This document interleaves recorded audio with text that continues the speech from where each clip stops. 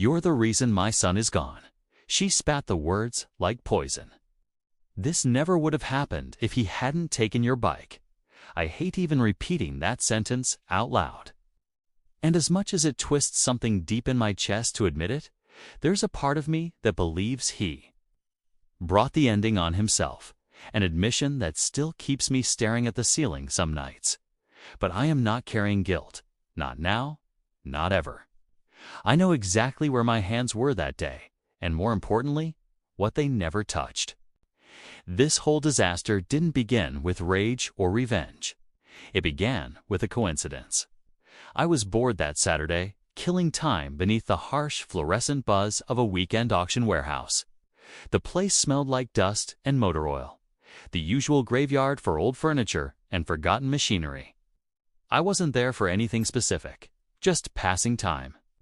Then they rolled it out, a Harley, chrome-polished so bright it seemed almost alive, gleaming like it already understood the kind of chaos it would eventually bring into people's lives. I didn't need another vehicle. I hadn't even planned to bid. Still, when the auctioneer called for offers, I lifted my paddle. Welcome to Karen Conflict. If you enjoy top-tier HOA drama, make sure you like and subscribe so you never miss what happens next. When I rode that Harley back into the neighborhood later that afternoon, the atmosphere shifted instantly. Curtains twitched, front doors cracked open. People stared as I had just paraded some mythical beast down a quiet suburban street. The engine wasn't loud, just a low, steady rumble, controlled, respectful. Nothing like the roaring monster they'd already imagined in their heads. I parked it carefully in my driveway, shut it down, and wiped my hands with a quiet sense of satisfaction. That's when I heard footsteps rushing toward me. Gary, Brenda's son, same sharp eyes she had. Same sense of entitlement, just younger and far less polished about hiding it. He congratulated me, but his jaw stayed tight the entire time. After a moment, he admitted he'd been at the auction too. "That bike was supposed to be mine," he said. Apparently, he'd been saving for months, maybe longer, picturing himself riding it, planning exactly how it would look parked outside his house. I'd outbid him by seconds. That single moment clearly cracked something inside him. He forced a laugh that didn't land right and began circling the Harley, stepping closer than necessary. His fingers hovered just above the chrome, like he already considered it his property. He started asking questions that weren't really questions at all. "How fast does it run? How much did you pay? You even ride much?" I answered politely. At that point, he was just another disappointed, bitter kid, nothing more than someone licking his wounds. He eventually walked off, but the glance he threw over his shoulder wasn't frustration. It was a calculation. Before we go deeper into what happened next, tell us in the comments where you're watching this story from. What country? What city? I'm curious how far this mess has traveled. 3 days after the Harley became neighborhood gossip, Brenda finally made her appearance. She came off her porch like a storm cloud, armed with a clipboard. No greeting, no pleasantries.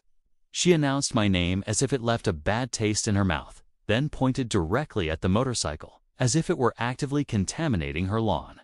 According to her, motorcycles violated community harmony, disrupted the visual balance of the neighborhood, created unacceptable noise risks, and broke several HOA regulations. She quoted from memory, but never actually showed them. I asked politely to see the written rules. She gave me a thin smile and said a president didn't need to justify herself. The timing wasn't subtle. Across the street, Gary stood, pretending to scroll through his phone while clearly listening to every word. That's when everything clicked into place. The auction, the looks, the sudden enforcement of policies that hadn't existed the week before. I told Brenda the Harley was fully registered, insured, inspected, and legally parked. She dismissed that with a wave of her hand. Then she promised escalating consequences, fines, notices, hearings. She sounded almost excited, saying it like she'd practiced the speech in front of a mirror. From that day forward, the harassment became routine. unsigned warning slips started appearing on my door. Anonymous complaints accused me of revving the engine at dawn on mornings when I wasn't even in town. One night, someone loosened the protective cover, leaving the leather seat exposed to a heavy rainstorm. Brenda denied involvement in everything while casually suggesting she could make the problem stop if I cooperated. Cooperate, in her terms, meant selling the Harley, preferably to someone nearby, preferably to her son.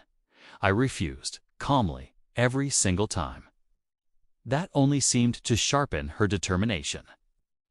She scheduled an HOA meeting, centered around dangerous machinery, and used my bike as the main example in a presentation. Neighbors who barely knew me nodded along, clearly afraid of becoming her next project. Gary tried a different approach soon after. Friendly, almost casual, he offered to buy the Harley at a price so low it bordered on insulting. Bikes sitting unused can lead to accidents, he said with a smile that never reached his eyes. That's when I started documenting everything. Photos, dates, recordings. Brenda noticed the cameras and eased off just slightly, switching tactics again. Instead of doorstep confrontations, she began sending certified letters, each one more aggressive than the last. Her strategy was simple: wear me down until I gave up. She wanted exhaustion to do what intimidation hadn't: isolation, pressure, and constant irritation, until surrender felt easier than resistance. What she never understood was that pressure doesn't move in only one direction. Every step she took tightened something around her as well, a net she couldn't see, thread by thread, quietly, patiently, waiting for the moment. Real weight would fall and snap it tight without mercy. Eventually, Saturday arrived wrapped in calm that felt almost staged. The morning was quiet, too quiet. I washed the Harley myself, slow and deliberate, letting soap run across the chrome while sunlight climbed higher above the rooftops. It grounded me, steady, almost meditative, like polishing a prize Brenda still couldn't take. When I finished, I left it outside to dry, exactly where it always sat, fully visible from half the street. Then I went inside, showered, made coffee, wasted time scrolling through nothing important. When I stepped back outside, something immediately felt wrong. The empty space where the bike should have been looked unnatural, like a missing tooth your tongue keeps returning to without thinking. I walked around once, then again, my chest tightened. The Harley was gone. I didn't panic right away. I checked behind the house, along the curb, even halfway down the block, hoping maybe it had been towed for some invented violation Brenda had pushed through. Neighbors avoided eye contact. Finally, one older man muttered that he'd seen Gary earlier, standing near the motorcycle with a helmet in his hand. Another neighbor mentioned hearing an engine roar off down the street, loud, unsteady, unfamiliar. That was the moment the calm finally broke.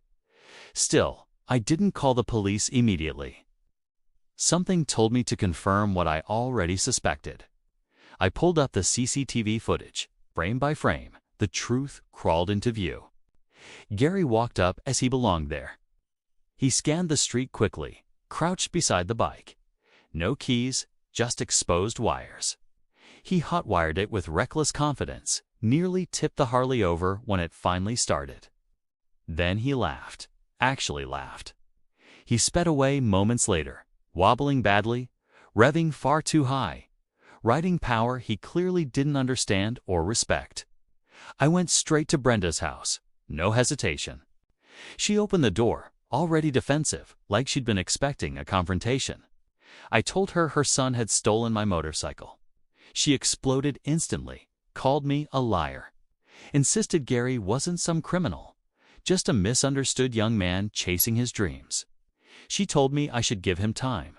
The boy's experimenting, said I was cruel for denying him something that made him happy. While she kept talking, her phone rang. The color drained from her face mid-sentence. Hospital, motorcycle crash, severe injuries. We drove separately, but arrived within minutes of each other.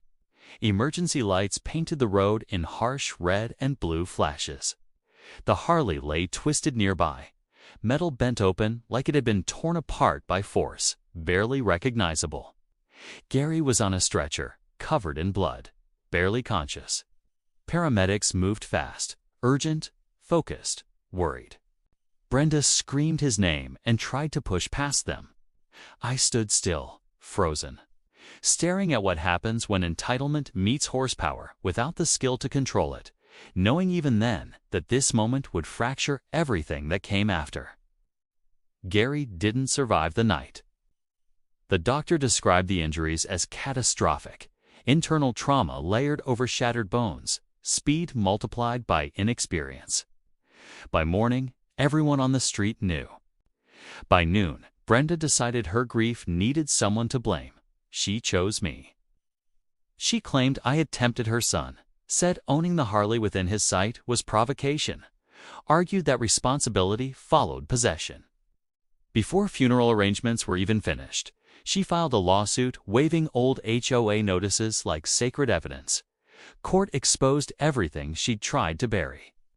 My footage, her threats, forged warnings, neighbors finally spoke. Once fear loosened its grip. The judge listened patiently while Brenda unraveled her own story, interrupting herself, contradicting timelines and accusing people who hadn't even been present. Gary's past surfaced quietly. Unpaid citations, prior theft complaints, reckless behavior. The hot wiring mattered. Consent mattered. Ownership mattered. Tragedy didn't erase facts. The case collapsed under its own weight. Brenda wasn't jailed, but the ruling stripped her authority completely. She lost her HOA presidency, faced civil penalties, was ordered to pay damages she couldn't avoid. Her reputation shattered faster than the motorcycle ever had. Neighbors stopped looking away. This time, they looked directly at her, finally seeing the cost of unchecked control. I didn't celebrate. I focused on repairing what I could inside myself. I sold the wreckage. The Harley never came back, but something else did. Peace, accountability, silence where intimidation used to live. Brenda withdrew from everything. Smaller now, avoided, no longer feared.